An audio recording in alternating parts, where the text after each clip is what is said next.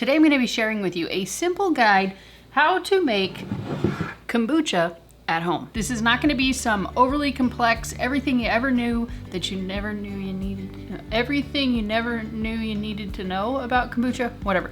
At any rate, this is going to be a simple how to make kombucha at home the way that I make it. I'll offer you some different information in case your situation is different than mine. Maybe you have different equipment than I do. Maybe you just need something different than I do. I'll offer what I can when I can, but ultimately I'm aiming for this to be a very simple guide to kombucha. The things that you need to make kombucha are pretty simple, and there are a lot of different options of things that you can substitute to make it fit your needs. At its simplest, kombucha is simply fermented sweet tea. However, it's fermented with a culture otherwise known as a SCOBY, and that stands for symbiotic colony of bacteria and yeast. And that is the weird little mushroom thing that is growing on the top of this. It's not actually a mushroom. It's made out of cellulose for the most part, and it's a colony of bacteria and yeast, and that is what is going to ferment the tea that we put in here. Yes, you do need to start out with a culture of some sort. You can go to the store. You can purchase raw, unfiltered, plain kombucha, and you can grow your own SCOBY. That's a topic for a different video, but you can also just order these things online. I like to get pretty much all my cultures through Etsy because I can surf through the website, I can insert the inputs that I want, I can sort through, I can read the description, I can read the reviews, and I can message back and forth with the seller if I need to clarify any further questions I might have. That is where I got my SCOBY. And then over time, it has just grown to now over 40 gallons. I'm not going to overwhelm you with 40 gallons today. We're just going to work with a couple. But the first thing that we need to do with this is to make the sweet tea. Some people like to make the whole batch as tea, and that's totally fine. I just don't prefer to do that because it takes forever for it to cool off. So I make what I call a tea concentrate, and that's where I just boil up a quarter of the amount of liquid that I need. I'm making 8 gallons today, so I have 8 quarts on my stovetop of water. I have well water, so I don't need to filter it and I don't need to do anything with it. If you have city water that's chlorinated, fluoridated, all of that sort of thing, you're gonna wanna make sure you use either filtered water or you're gonna purchase some at the store that doesn't have that stuff in it. For each gallon, the typical ratio is 8 tea bags. You can easily substitute loose leaf tea, but for me, my research, things that I've discovered, this is actually cheaper for me to purchase. I'll link the tea that I use down below for you guys if you want to check it out. Once you have all the tea bags that you need, it's really, I encourage you very much to tie the strings together. It's a lot easier to try and get them out of the pot. Now that our water is boiling, I'm gonna turn it off, let it kind of chill for a second, put the tea bags in, stir it around, and let it steep for 12 to 15 minutes. I'm using this organic black tea. I encourage you to use organic because tea is something that is very common to have high levels of fluoride in it, and I'm sure a lot of other crap as well. So I encourage you to use organic, but you do need to use black tea. You can't substitute herbal tea or any other kinds of tea. The caffeine that is in the tea is part of the fuel for the yeast and the bacteria that we're trying to culture. So you can't skimp on that. You can't skip the tea. If you want something, or you can't skip the black tea, you can't skip the caffeine. If you want something that's a little bit lower in caffeine, you can try something called Jun, J-U-N, and that one uses green tea instead of black tea. I don't know if that's less caffeine, but it is an alternative. While the tea is steeping, I like to get my jars ready because why not? Usually when I'm doing this, I'm processing like 16 to 40 gallons at a time, so being efficient is very helpful for me. If you're just doing a couple gallons, which is really what most people do, efficiency doesn't really matter a whole lot. You just kind of do it when you feel like it and however you want. These 8 gallons that we're going to process today are what I typically consume in a month. I ferment these for 1 month, so I make a 1-month supply. 8 gallons seems to be right about the sweet spot for me personally. For every gallon that you're fermenting, you need 1 cup of sugar. Ideally cane sugar, but you cannot use sugar substitutes here. The sugar, the carbohydrates, the whatever that is in the sugar is another source of fuel for the bacteria and the yeast. If you don't use regular sugar, sometimes you can substitute other things like honey, but there's a whole process to it we're not going to go into. So if you're just beginning, even if you're aiming for keto on this, you still have to make it with regular table sugar. The bacteria and the yeast are going to turn it into acid, so there's not going to be a whole lot of sugar remaining. So 1 cup of real sugar. Once the 15 minutes is up, why we tie them all together. You can kind of shake it, tap it on the side, but don't squeeze the tea bag. That will make it more bitter. I'm not a tea aficionado, so I don't know if that's actually true, but That's what I've been told by many different people. So then we just take 1 quart of our concentrate and pour it into each jar. The canning funnel is not necessary. I just use it so that I don't get it so it doesn't spill all over. It just works well for my setup. And just stir each of the jars up, making sure all the sugar is dissolved. It's a lot easier to do when it's hot. Once all the sugar is dissolved, we're gonna top it off with super cold water. We're not gonna top it off. We're going to fill it up to about 2/3, 3/4 of the way full. Don't fill it up all the way. About there. We need to make sure that this is under 90 degrees Fahrenheit at the most. So give it a nice stir. I use a regular thermometer. I just happen to have a surface one. We're at 92. And yes, I check every one. So I got 4 out of 6. So these two, I can just add a little bit of ice to them. So I think you can kind of tell it's much more obvious in person than it is on camera, but the tea is significantly darker than the finished tea, and it is the same tea. It started out as this color, but the fermentation process, for whatever reason, lightens it up a lot. I just washed my hands, so we're gonna take the cover off. When you're fermenting this, you usually take the top layer off, and that's what you transfer to the new one. You don't need all the SCOBYs every time you turn this over, or even just when you leave it for time, it's gonna grow. It's continually growing a new SCOBY on top. So you can just take the top one here.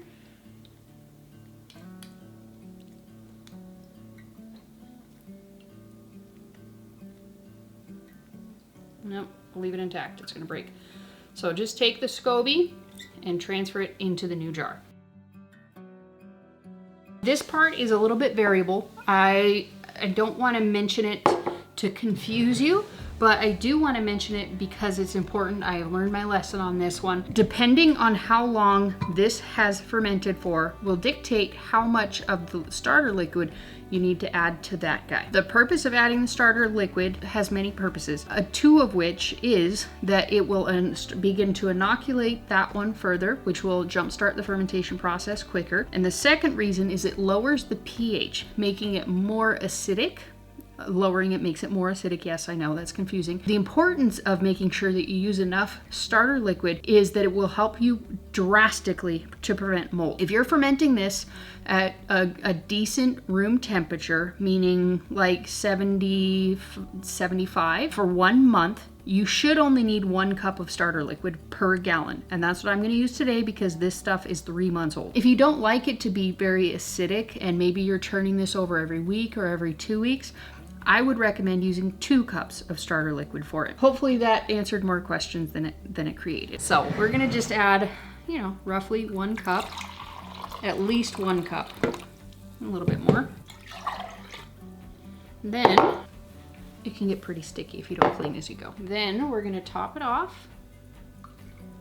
Give it about an inch of headspace, give or take. We're gonna wipe the rim. You see, when we transfer the SCOBY over, it's gonna get some ickies and it's gonna get a little bit wet. And since our old coffee filter doesn't have any contamination on it, I'm just gonna reuse it. Put it on there, secure it with a rubber band. Make sure the rubber band is nice and tight, especially during the summer. Any little gap in there is going to allow fruit flies to get in there. Once the fruit flies are in there, it's a goner. Trust me, I've had it happen. So I just realized that I shouldn't have put this on here.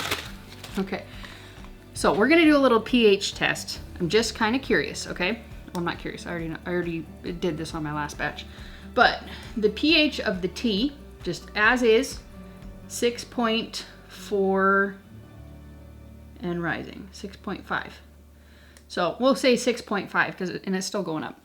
The pH of the finished kombucha, very aged finished kombucha, it's so acidic. Is at 2.0 and dropping to 1.99. This one is very acidic, much more than it needs to be. Give it a little stir with the SCOBY, and you can check this one, 2.65. So you can see how much it helped to drop the pH. It's not going to drop that much because most people don't let their stuff go for that long. I don't normally. It's just been a busy time. Be sure to mark on your thing the date that you put it in there. And then you want to make sure that you're sticking this somewhere that is away from other ferments. If you put this near your sourdough starter, for example, your sourdough in all likelihood will grow a SCOBY. This will swap cultures quicker than a toddler in a daycare. They don't have to touch each other. That's why you leave the cloth on here, because it pulls in yeast and other things from the air. And in return, if you keep this within 8 feet of another ferment, if you have vegetable ferments going, if you have like a garlic honey going, you know, anything like that, you want to keep this isolated from anything else. And this particular ferment does enjoy things to be a little bit warmer than, say, you know, a lacto-fermented vegetable. You want to keep this in the warmest place in your house that is a reasonable temperature, probably like 70, 75 degrees, and is going to thrive. If your house is kept too cold, you can buy a little belt to wrap around it that will keep it a little bit warmer than the ambient temperature. I don't find that necessary though, because we keep the house right around 70 degrees or so, and it seems to do just fine. If you want to start to ferment more kombucha, like you have 1 gallon, maybe you purchase a SCOBY, maybe you were gifted a SCOBY, whatever the case may be, if you already have a finished jar of kombucha, all you need to do in order to make this more is, depending on the size of your SCOBY, of course. Mine has a lot of SCOBY-ness to it because I let it ferment for 3 months, and it just gets thicker and thicker and thicker unless it falls from the top, which you can do by agitating the jar. So you just take your 1 SCOBY, this is the top one, this is the freshest, newest, best one. Put it in a jar. Take the other SCOBY, put it in the other jar. Then you just treat them both like, you know, the same, exactly the same. You put a cup of starter, or 2, depending on how long you've done the ferment for. Cover it up, roll it in. I've had the best luck with coffee filters. Sometimes I'll use a towel, like one of these little bar towels. But I just find, especially if you have issues with fruit flies or excessive amounts of mold. Like we live in a very damp environment. I have lost a lot of kombucha last summer to mold, and I just haven't had any issues since I switched to coffee filters. Not to say there's some magic to it or something like that, but it just works. And it's so easy. You can also cut your SCOBY in half. It's a lot easier if you use a nice pair of super clean scissors. You don't want to contaminate it, but you just cut your SCOBY in half, and wham bam thank you ma'am, you got 2 gallons going. I have done that up to successfully splitting, you know, a decently thick gallon-sized jar SCOBY. I split it into 4 successfully. I tried 6, that was pushing it. But I do recommend just splitting it into 2. 2 seems to get the best results. And just be sure to add it in the starter culture and you'll be good to go. And I'm by no means any expert when it comes to kombucha, but I have made, if not 1,000 gallons, probably pretty close to 1,000 gallons of kombucha. And the thing that I've learned from that is a lot of people place so much importance on SCOBYs and making sure the SCOBY is big enough. That's a load of hooey, okay? It is important, probably, but the quality and the acidity of the starter liquid, I have found through lots of trial, error, failure, success, all of that, the starter liquid is the most important thing. Making sure you have a good amount of starter liquid will be the best thing you can do to reduce the chances of you getting mold. You saw how much the acidity dropped in this. Yours will not drop that much unless you ferment it for 3 months, but it still will drop it to a level where mold is not likely to grow. SCOBY's important, I'm sure. You can grow a SCOBY if you just have the starter liquid. You can't grow starter liquid if you only have a SCOBY. So the starter liquid, in my personal opinion, is far more important. Great if you have both, but I'm done. Once we have the next batch of kombucha made, we're left with the fermented tea. You can drink this as is, no problem whatsoever. The next step is either bottling it and putting it in the fridge, or you can do something that is called a second fermentation. That's where you get the bubbliness. That's where you get the effervescence. That's where you turn it into a sort of like a soda-like product. You can achieve that in many different ways. The number one thing that I see in most kombucha folks, what they like to use is this one, a flip top style jar. It has this little contraption on top. It has this silicone ring to it. You bottle it up and you close it off. And that holds an insanely tight seal. I used to use these. I don't anymore. They are so frustrating because these are the ones that are gonna explode on your ceiling. Not literally explode, they can because they will hold that much pressure. Eventually they can bust if they're not good quality. If you do choose to go with a flip top style jar, make sure that you use one that is able to hold immense amounts of pressure. You cannot use the stuff that you might be able to purchase at a craft store, or the ones that come with, you know, some jars of root beer. Sometimes they'll come with that. They're not intended to hold the charge that kombucha can get. So make sure that you purchase ones from reputable sources. Don't go to the thrift store and just guess. It's very important. It will literally explode and it can hurt you and your family, okay? What I tend to use the most of is just old bottles of kombucha that I have purchased in the past and saved every last one of them. I have probably more than 100 of these. My favorite, this is actually my favorite brand and my favorite flavor. Another thing that you can do, you won't get as much of a bubbly pressurizedness to it. You can use a canning jar. And if it does build up enough pressure, it will blow the top. It's not likely to explode the jar. It can definitely blow the top. And last but not least, it's not last but not least, you can use anything you want. You can use anything that you have that is glass. If you're gutsy, you can even use plastic. However, do not use metal. You can use stainless steel. I don't recommend it because the quality of stainless steel is so hit or miss. I will use it for things like portioning. I will use it for things that it just comes in very brief contact with it. I will not store ferments, especially something as acidic as kombucha, in it. Do not use anything aluminum. The reason for that is that aluminum is reactive. It can damage your ferment. And number two, the kombucha will leach a lot of the toxins and the nasty stuff that is in aluminum into the liquid, and then you drink it. So avoid aluminum at all costs. Most lower quality metals, you can use stainless steel if you need to. Glass is definitely ideal. Glass is the best thing. Strong glass is the best thing. In order to accomplish a second ferment, you need to add some sort of additional sugar to it. My personal favorite is to add unflavored, unsweetened juice, generally in this form. It just comes in these glass jars. That's where I got this from. And I encourage people to kind of play with it over time, just to give you a starting point, a launching pad where you can tweak it and toy with it however you wish. In like a 16-ounce jar, I'm gonna add about a half of a cup of juice. That seems to be kind of the standard recommendation. That is what I started with, but now I don't use anywhere close to that because I really just don't like it to be that sweet. And you can use a funnel and you can portion it into each individual jar, which is also what I started out doing, and it took forever at the scale that I do it. Like, try processing 16 gallons and putting in to each individual jar. No, thank you. So there's a lot of different flavoring options out there. I'll show you a few of my favorites. This one is grape juice.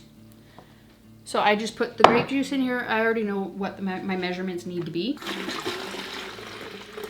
When you're making your kombucha, it's gonna have these little stringy things, and that is yeast. And the yeast that is gonna form on here is gonna be kind of slimy, a little bit like a loogie. They don't bother me in any way, shape, or form, but you can easily filter them out by pouring it through something like this. Make sure that it is like a mesh nylon.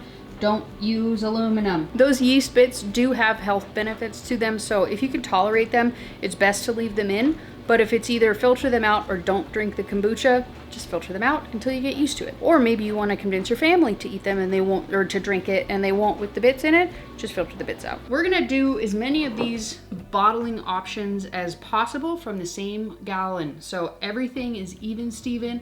We know what is in everything. I like to use this little funnel. It came in a whole kit that I have, but I'll link all of the stuff that I use in my videos down below for anybody who's just getting started. It helps if you kind of tilt the funnel off to the side because it can get pretty bubbly. Make sure to leave some headspace. I've heard people say to not fill it up all the way and to leave like lots of headspace to it to prevent explosions. I haven't found that necessary. and I fill it up most of the way. You do what you feel comfortable with. You can even try experimenting. That's the great part about this. Try the death bottle. These things are so explosive. And mason jar. Put the lids on. I put them on super tight. You do what you want to do. I feel like I didn't talk about it before, but the reason that I don't particularly care for this one is that you can't just kind of crack the lid and let it slowly seep out the gas buildup inside of there like you can with, say, one of these. Like with this one, when it gets really charged, you can just kind of crack it just ever so slightly until you hear the gas start to escape, and it will slowly let it out. I just feel like this is much safer and it's much less frustrating. You have less loss and less time wasted because you could just walk away from that. Whereas with this one, if you want to open it slowly, you have to like sit here and hold it down and just be so careful with it. That's not to say that these necessarily are going to get insanely charged, because they are very fermented, and in my experience the over fermented kombucha doesn't tend to bubble quite as much, just because there's not as much sugar remaining in this one to carry into this one. When we add the sugar to the kombucha and bottle it like this, that is giving an extra source of fuel to the bacteria, the yeast, all the things that are inside of this jar. It's going to give it more fuel. Those organisms are going to munch down on the sugar that we added to this jar through the juice, and that is what creates the CO2, the bubbles, the carbon dioxide, the things that makes this a charged ferment. If you don't add that extra sugar to it, depending on how long you did the first fermentation, that will kind of dictate how bubbly the second fermentation will be. If you're avoiding sugar for some reason, absolutely, but you still want the benefits of kombucha, not adding the sugar to it on the second fermentation, you can reduce the sugar.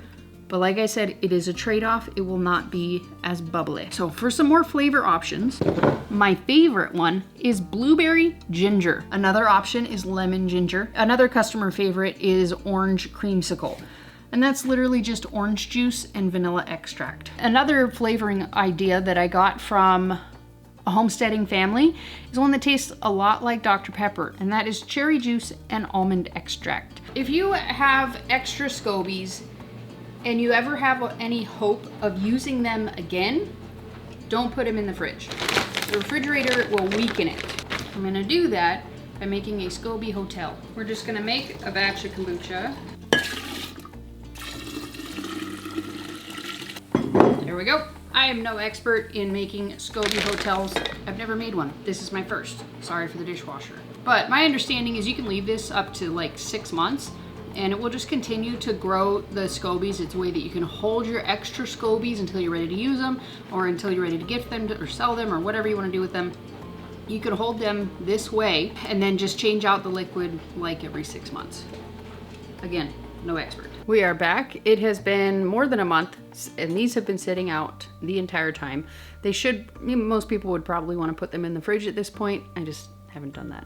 But we're ready to go ahead and open these guys up so you can see just how bubbly they are. I don't know if you can see how kind of raised this is. The cap, it'll get really raised up. That had surprisingly little carbonation considering how puffy the lid was. But, yummy. This one here, it didn't really capture a whole lot. In fact, nothing. This one feels like it has captured some, this canning jar here, but there's still a slight bit of give to the lid. And remember, with these, normally they would get so much more carbonated, but our first fermentation went for so long, there wasn't a lot of sugar remaining for the bacteria and the yeast to turn into carbon dioxide. So we're kind of starting at a little bit of a unlevel playing field. There we go. Oh, it looks like I left a little bit of a tea bag in there. I don't know if you can see that. Anyways, now for this guy. How can I open this so you can see it? I'm gonna have to bring you off the tripod. There we go.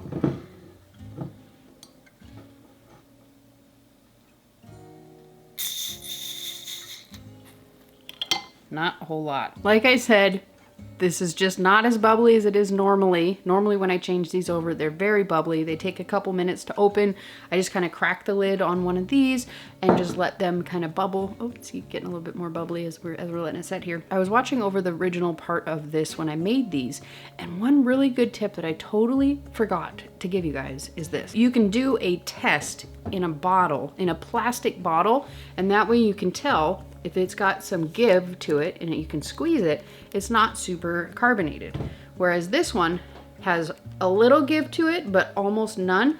So this one's almost ready to go in the fridge. I don't drink these, I don't consume these because they've been in plastic for so long. But if you're not sure how long to leave yours out, especially if you're just getting started, just get one of these, you know, plastic bottles. This was a sparkling water. Fill it up with the same amount of the drink that you would put in one of these. You'll know when the carbonation has built up enough that you need to pop these guys in the fridge. The refrigerator will almost completely stop the fermentation. It won't completely stop it, but it will slow it down drastically. Also, if you refrigerate it, it makes it much easier to open. It almost puts the CO2, this is a completely an analogy, but like it almost puts the CO2 into hibernation. So it traps it in the liquid a little bit more and is less likely to be as explosive as it would be if you opened it at room temperature. If you have any other questions, feel free to leave them for me down below. I would be happy to answer anything I have the ability to answer.